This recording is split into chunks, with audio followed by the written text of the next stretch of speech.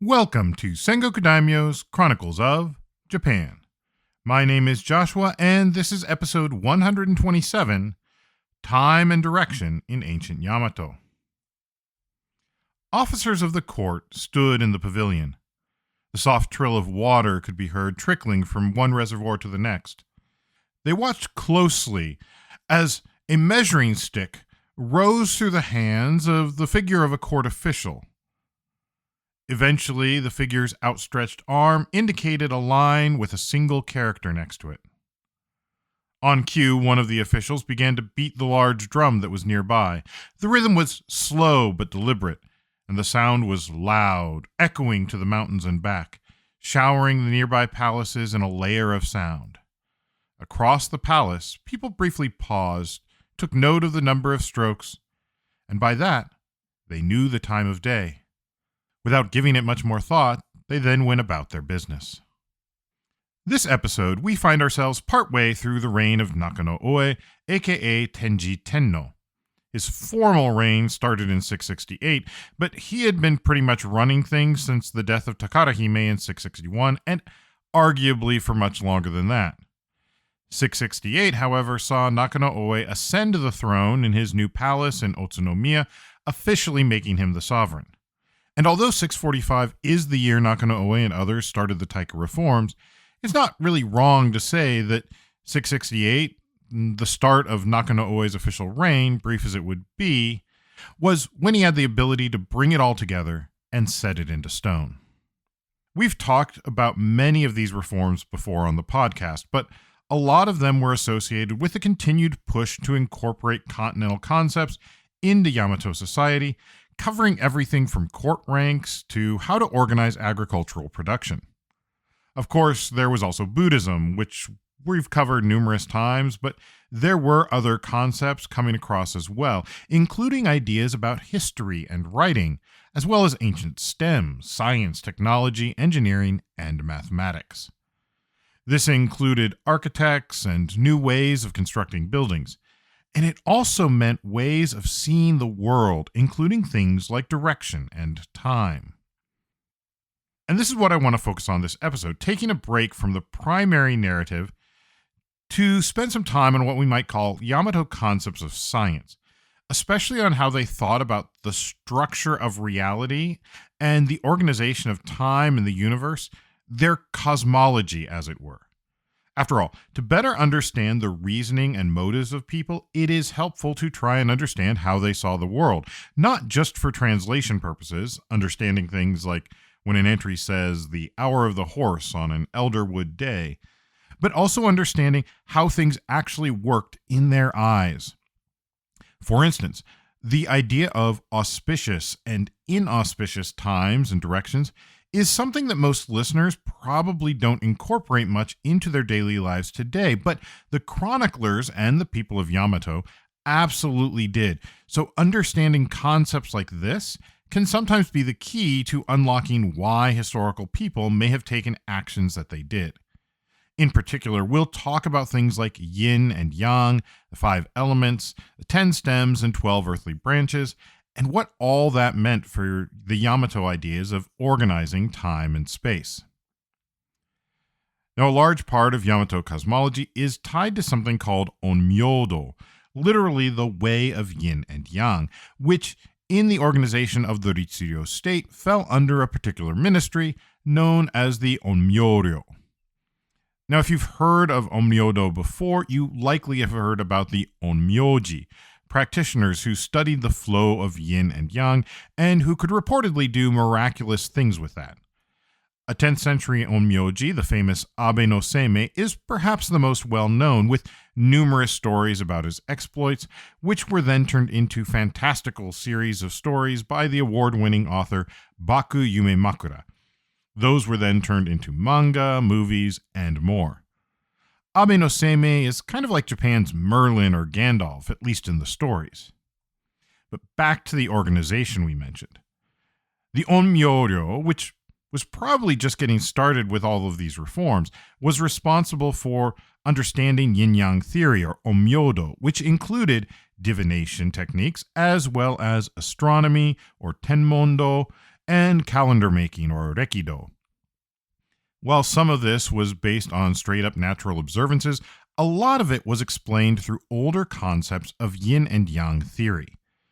Today, you might encounter a lot of this in the theories around something like feng shui, and this can also be referred to as geomancy or earth divination. And to give a broad overview of Onmyodo and its origins, it is part of a larger corpus of concepts focused around the concept of energy known as qi or ki, which forms the basis for a lot of Chinese and Japanese cosmology, or their concept of how the world worked.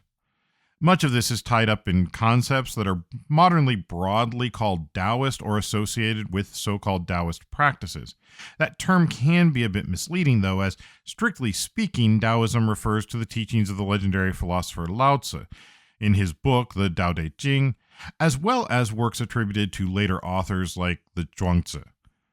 There is some controversy as to when and to what extent the strict Taoism came to Japan. However, in the broader sense, the category of Taoist practices includes the entire panoply of various folk practices, including concepts of yin and yang. And in the archipelago, many of these concepts were imported with various books that people had acquired over on the mainland, even if they weren't strictly tied to Taoist religious practice. For example, there were aspects that were borrowed by various Shinto shrines, and others formalized into ritual practice under the new government. And of course, many of these became linked to various Buddhist teachings as well. But what did this actually look like in concept and practice for the practitioners of Onmyodo in Japan? Let's start with the idea of yin and yang. One of the earliest references comes from the Zhouyi, the Zhou Book of Changes, and the core of what we know as the Yi Jing, the Book of Changes. Here we see the idea that the universe began with a single force that split into two, and those two forces make up all of creation in one way or another. Yin and Yang, or In and Yo, or even Onmyo, well, they refer to these forces which are characterized as shadow and light, moon and sun, female and male, cold and hot, etc. So these forces are generally seen as opposites, but it should be noted that they are not necessarily good or evil. After all, too cold is just as bad as too hot. Likewise, too much darkness is as blinding as too much light. Now, as most people have seen, yin and yang are often depicted as a circle divided into two comma shapes, often with a smaller circle in each. One side is white with a black circle, the other side is black with a white circle. This is the Tai Chi diagram, but the diagram itself doesn't seem to have been depicted like this prior to the 11th century, at least not that I'm aware of. But the concepts that go into it, well, they're much older. Now, if you've heard of the Yi Jing, where it came from is something of a mystery. One theory is that it started as a written account of folk wisdom and may have even given instructions for things like when to plant and when to harvest based on changes in various heavenly phenomena. Overall, though, it is organized into 64 chapters, each associated with a particular hexagram. Now start with a line. That can either be a full line representing yang or a broken line representing yin. Stack 3 of those on top of one another and you get a trigram, or 3 lines. If you chart out every single possible combination of yin and yang lines, well, you get 8 unique trigrams, sometimes referred to as the bagua. Now stack 2 trigrams atop one another and you get a hexagram, a combination of 6 lines that can have 8 by 8 or 64 unique variants. Now, it's theorized that the Yi Jing resulted from taking all the collected sayings or aphorisms and bits of advice, cataloging them and dividing them into 64 chapters, each one associated with a given hexagram. Going further, each line of the hexagram is associated with a particular line in the Yi Jing, and various meanings are ascribed to it and its association. It's a complex and rather fascinating system, but I don't have time to go into it fully here. I would note, though, that this was used as a form of divination. Yarrow stocks or other means of random lot drawing that give you a binary outcome, 0 or 1, yin or yang, could be used to determine the 6 lines of any given hexagram.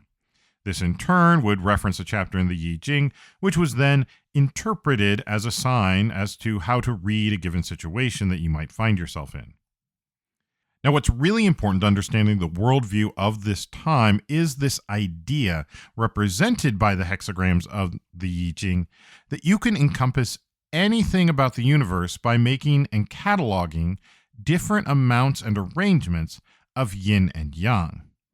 It's a science, as it were, a systematic approach to understanding the differences in the world by breaking it into component parts. And if this seems preposterous, consider this. Today we understand that all things are made up of tiny atoms, and these atoms are all made up of the same material, protons, neutrons, and electrons. And those atoms then combine into molecules, and so on and so forth. And we use that to describe how we explain all of the matter around us. So, is the yin-yang thing really so far-fetched? Now, I'm not saying we should suddenly start to figure out the measurements of yin and yang and everything, but if we want to understand how the people of the time saw their world, it may be helpful to hold an open mind and understand the assumptions that they were working from and where they came from. As human beings, we naturally look for connections in the world around us, and this was no exception. People would observe facts, know how that worked, and often would then back into the reason for it. I mean, this is a tale told across cultures, and we still see it today. At the same time, we've developed structured approaches to test out our theories empirically. So for the moment, let's leave the trigrams and hexagrams and talk about another idea that also gained traction as people were trying to figure out how the world worked. This was the 5 elements theory, also known as wuxing or gogyo in Japanese. The 5 elements in this case are fire, water, wood, metal, and earth. Some may notice that these, along with the sun and the moon, are used in Japan for the days of the week. Nichi, sun; Getsu, moon; Ka, fire; Sui, water; Moku, wood; Kin, metal; Do, earth.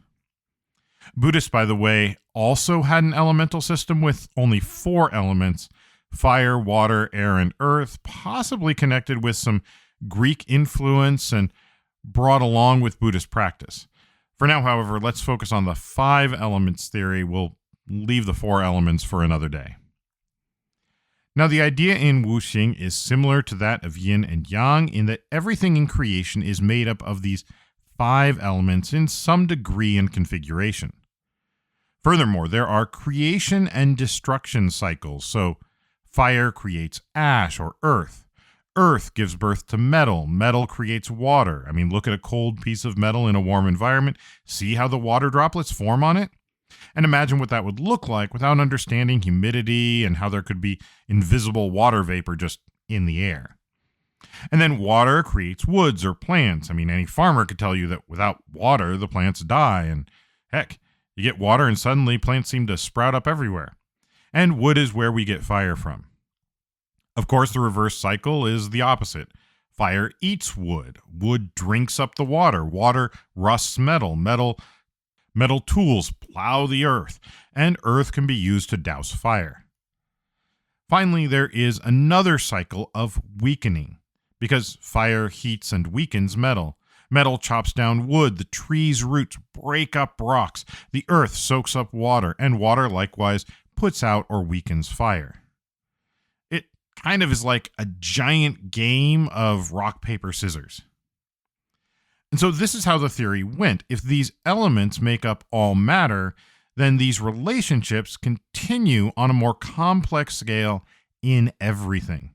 So if something was thought to contain a lot of fire element, then it would be potentially helpful if you needed earth, but destructive or at least weakening to metal and wood.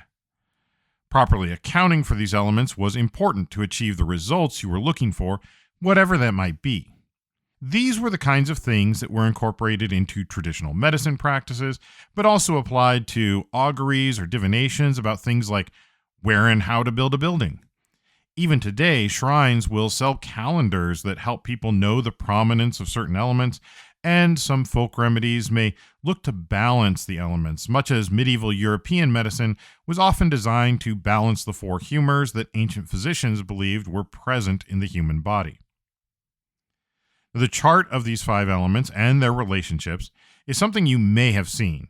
It's a five-pointed star, often inside of a circle. Of course, this is also similar to a Western pentagram, though typically drawn with the point of the star up, but it has nothing to do with Christian values or Satan or anything similar.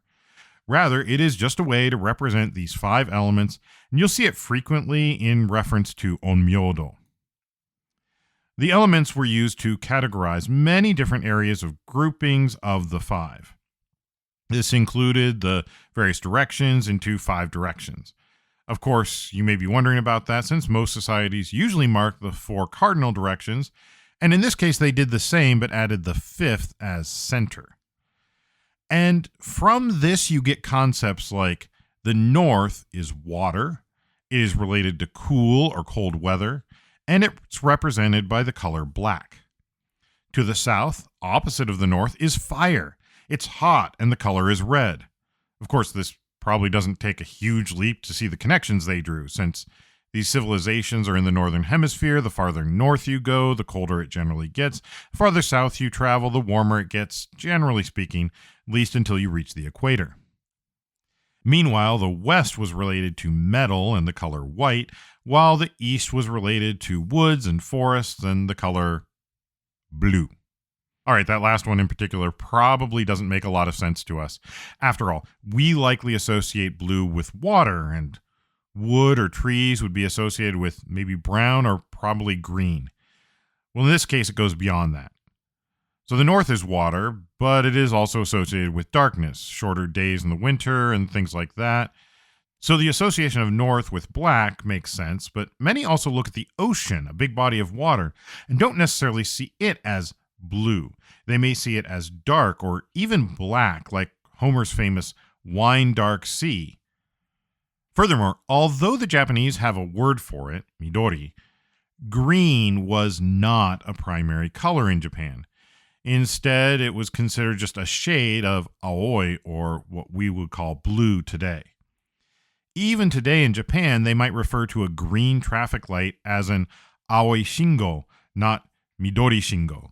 So if you ask someone in the Asuka period to describe the wooded hills and fields, they would have likely used aoi. And of course, we are missing the fifth element. In the center, we have the element earth and the color yellow. Now, a lot of these different concepts were brought together during the Han period when they were trying to syncretize all of the various philosophies and attempts to describe the world and bring them together into a single system. This meant that the Yi Jing, the Wuxing theory, and others were all mixed together with various other philosophies and theories of how the world worked. Things like the Shanhai Jing, the classic of mountains and seas, along with stories about immortals, the Queen Mother of the West, and more were all rolled together and basically assumed to be true. This included various real-world observations.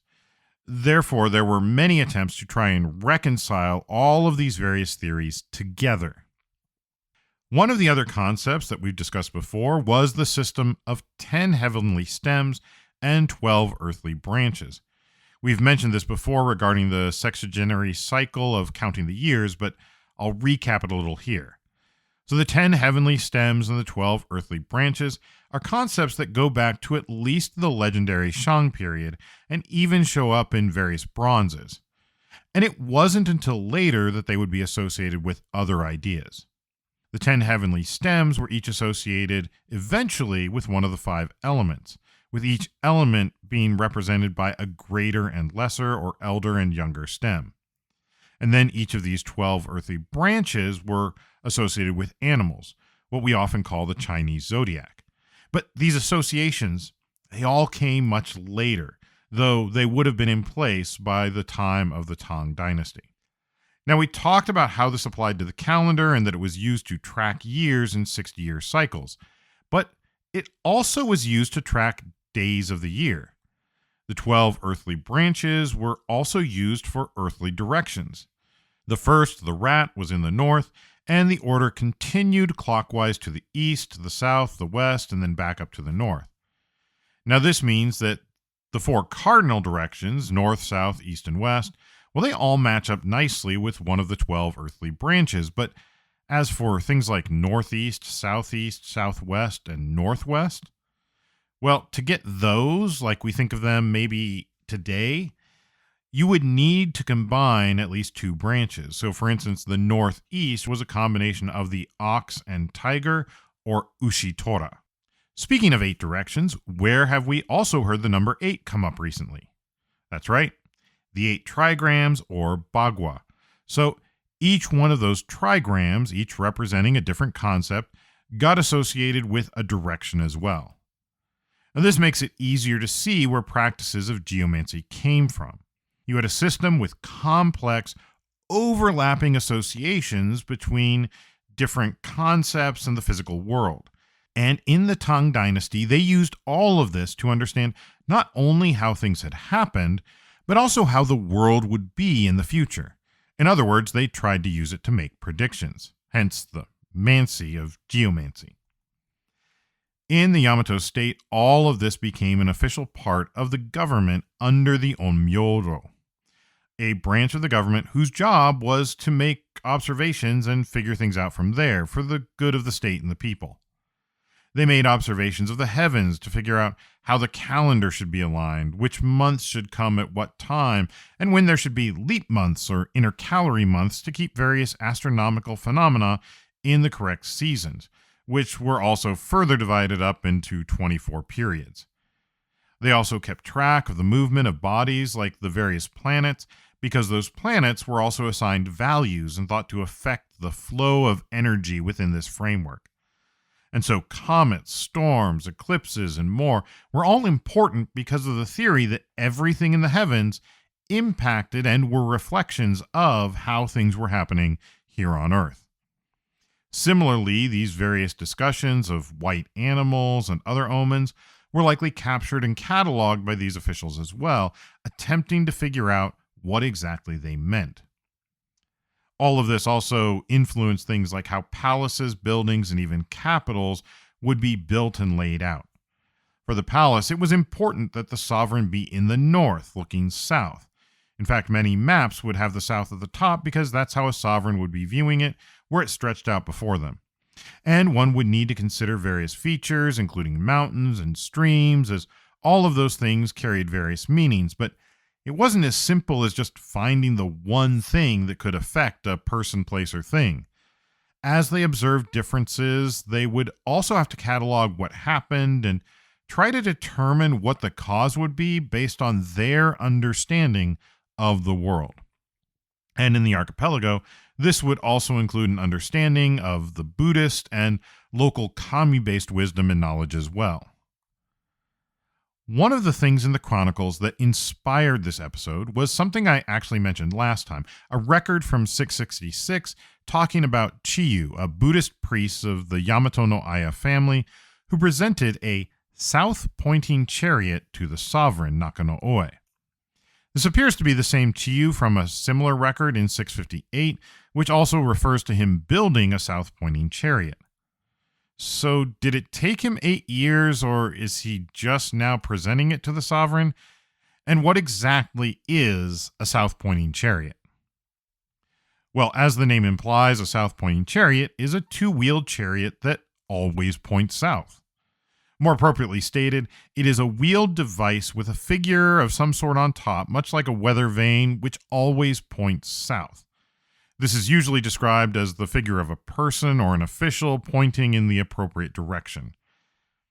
This was a mechanical rather than a magnetic compass. As the chariot or carriage is wheeled around, the two wheels spin. The wheels themselves are independently connected to a series of gears, and if the wheels spin at the same rate, then their movement cancels each other out. However, if one wheel turns more than the other, then it will cause the figure on the top to rotate. Of course, as the chariot turns to the right, the left wheel traveling along the outer diameter will travel farther than the right. This will cause the figure to turn counterclockwise to the left, but from an outside observer's perspective, it will continue to point in the same direction, even as the chariot itself turns. Turning to the left would cause the opposite effect. Now, though it may have been used earlier, there appears to be reliable written evidence of a south-pointing chariot starting from about the 3rd century. The first one was based on much earlier stories of a similar device, but it's unclear if it was a chariot or some other device, or even just a legend that was told as historical fact. From the 3rd century on, the design appears to have been continuously improved upon. I should point out that all we have from most of this is descriptions. We don't have any actual south-pointing chariots that I'm aware of, let alone diagrams showing how the mechanisms worked. There is the possibility that it used some kind of differential gear to work automatically, but from everything I could see, we don't have any actual evidence.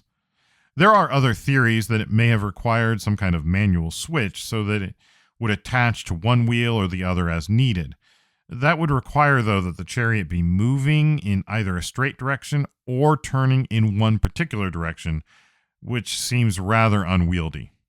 I would note some of the problems with this, and even more so, in a place like Japan, where 70% of the terrain is mountains, up and down hills, and along paths that are likely anything but the smooth paved surface we have for roads today. And even those roads have plenty of irregularities and potholes that could throw off any such device. And if you want to use it for any real distance, you have to figure in other things, including the curvature of the Earth.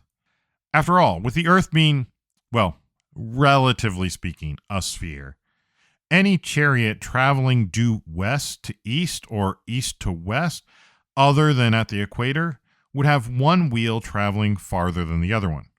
Granted, at the scale we're talking about, it probably is all but negligible, and the rough terrain and simple slippage of what were most likely wooden gears probably entered a lot more variability than the Earth's curvature.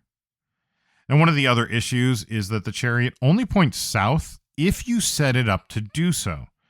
And if you know how to do that, well, why do you need a south-pointing chariot? Ultimately, it seems that this was more of a novelty item. It was good for impressing crowds and demonstrating some engineering principles rather than an actual useful invention. After all, it was pretty much forgotten about and recreated multiple times, often centuries apart.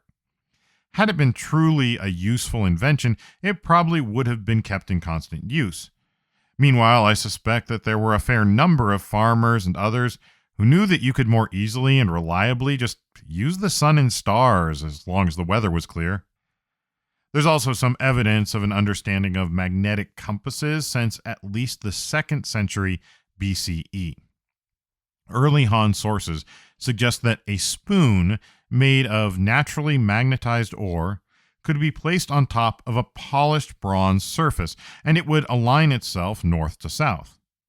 We don't have any actual surviving examples that I'm aware of, but there are later versions that you can find where the plate is divided up into the various directions, and then a magnetized spoon is placed on top, but nothing has actually come from Han tombs. For those later examples that we have, you will often see that they have some of what we've already talked about, maybe the bagua, the trigrams or hexagrams around the edge, or perhaps even the zodiac or the elements in some configuration. So they were clearly used, at least in some cases and today, for geomantic purposes.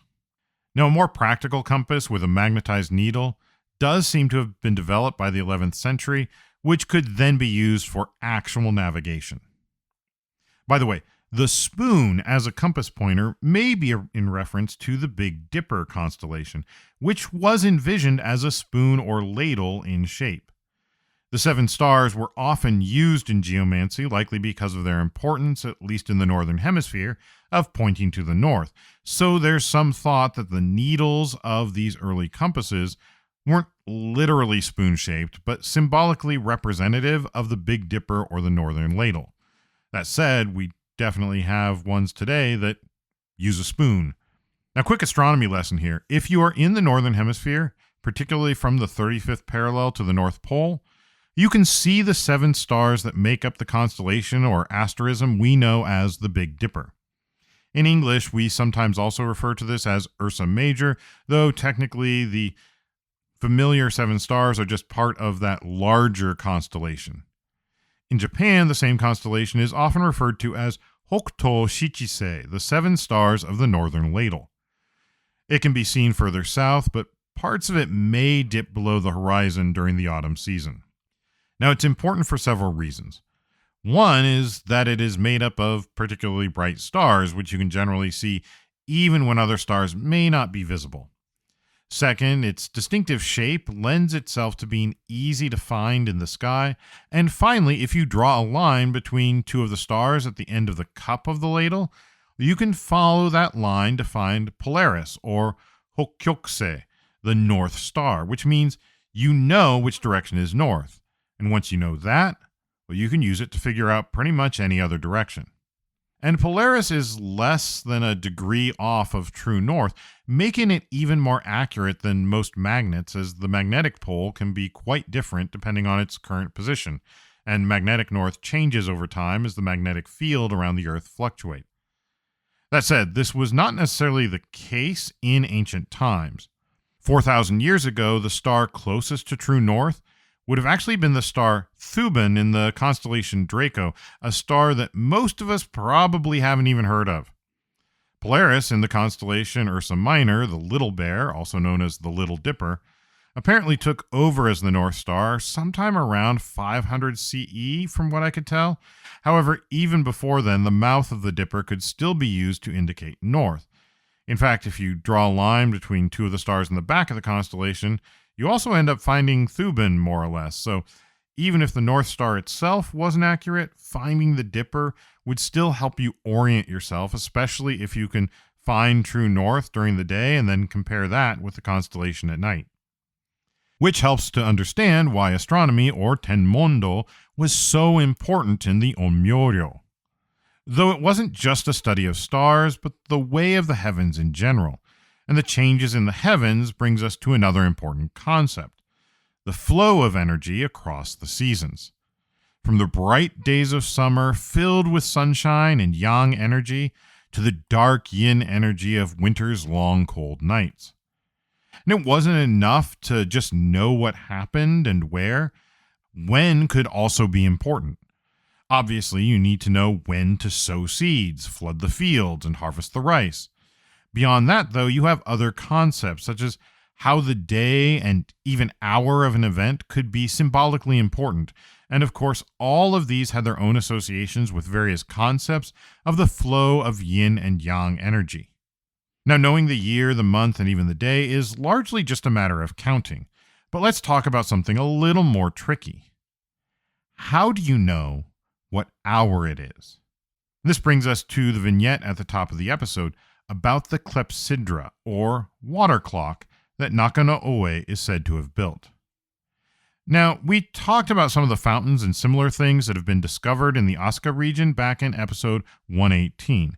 And one thing that they believe they also found evidence of is something called a water clock, which, as its name suggests, is a clock powered by water. It's typically depicted as a series of 3 or more boxes or reservoirs that each hold an amount of water. Water is placed in the top reservoir, and then through a hole or pipe, it travels to the box beneath. The hole is of a particular size, and thus water flows at a constant rate, filling up the container below, which has a similar device all the way down to the reservoir at the very bottom. The multiple boxes mean that the water level in the intermediate boxes stays relatively constant, resulting in relatively consistent pressure and flow rate. The last reservoir has a measuring stick on a float, so that as the last box is filled up with water, the measuring stick raises up. Since it is rising at a constant rate, one can then use that to tell how much time has passed, regardless of anything else. Thus, you can keep time even at night. Now, there's a record of Nakano Oe making one of these in the 5th month of 660, and he would have another one built in 671, which we'll discuss a little bit later. It's interesting that both of these inventions appear twice in the narrative, once during the reign of Nakano Oe, aka Tenji Tenno, and once during the previous reign, that of Takarahime, aka Saimei Tenno. In this case, it is said that 671 is the first time that the water clock, or rokoku, was actually used.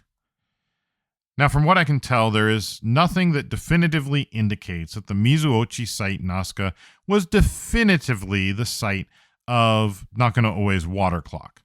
There isn't much in the Chronicles telling us what it was like or where exactly it was built, and there wasn't anything found at the site naming it as the location of the rokoku. However, the site is in a prominent enough place with channels for water and a pavilion of some sort. I mean, they definitely found evidence of pipes, remnants of lacquered wood, and reservoirs for water, among other things, that suggest something to do with moving water happened in this area.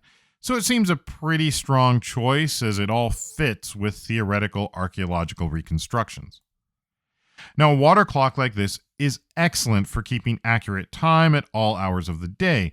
However, it does have a few problems that anyone without a clock is still going to have to use the sun and similar heavenly cues to know what time it is.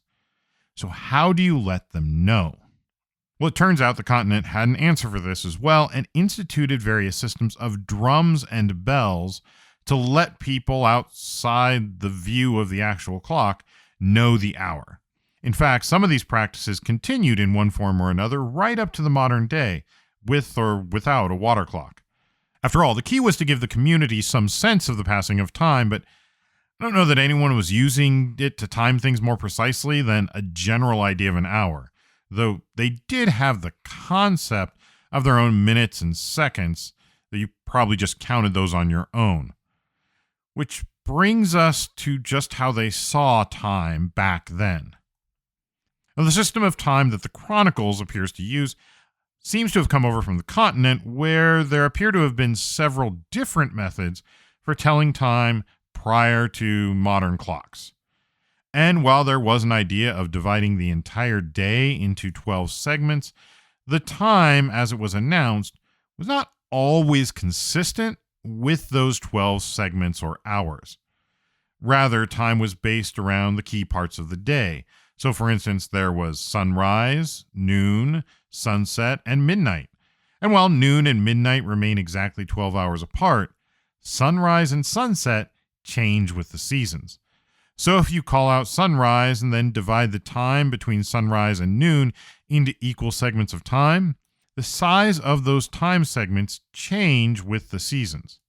On top of that, because of the tilt of the Earth and our slightly irregular orbit around the sun appears to move across the sky either faster or slower throughout the year, with a difference of about 30 minutes total between the extremes.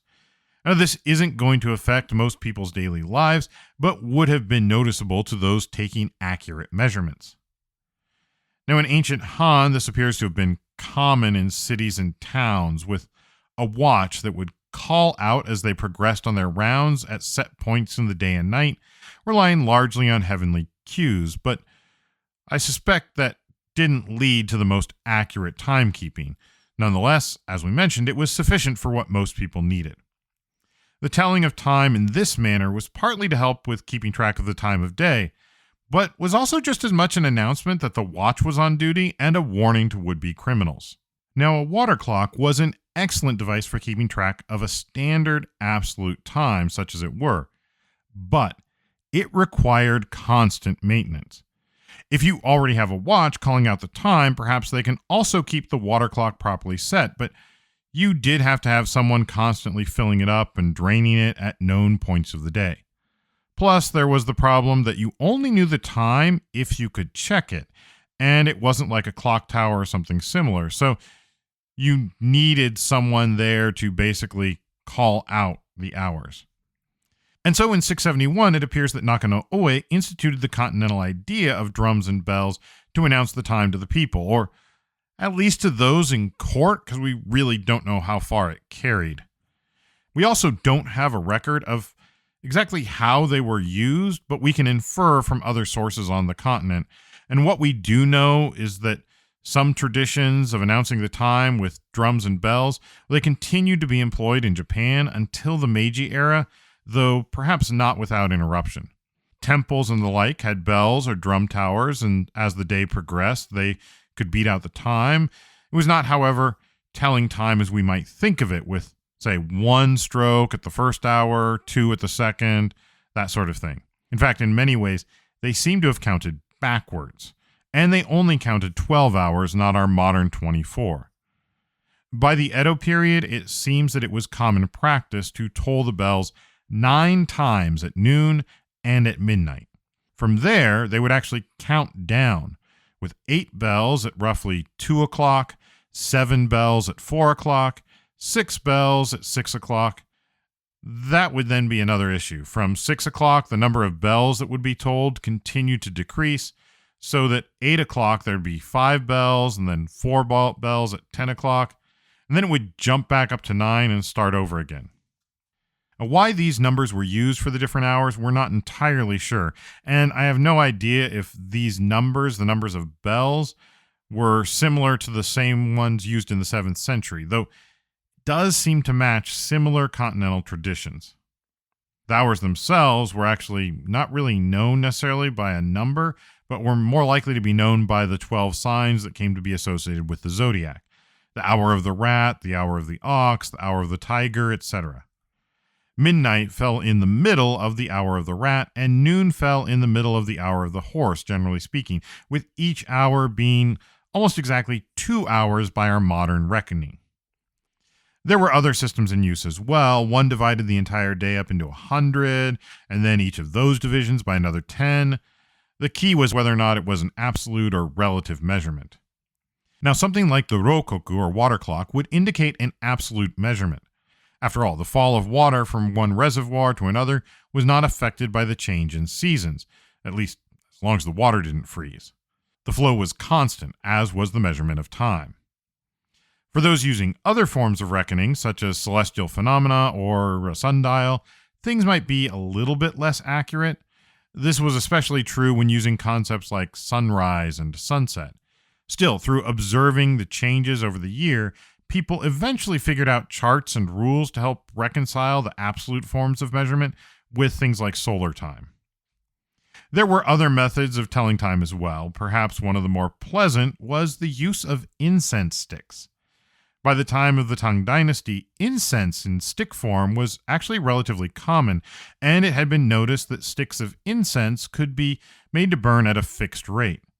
That meant you could use incense sticks like candles were used in Europe, counting down how far they had burned to tell what time it was.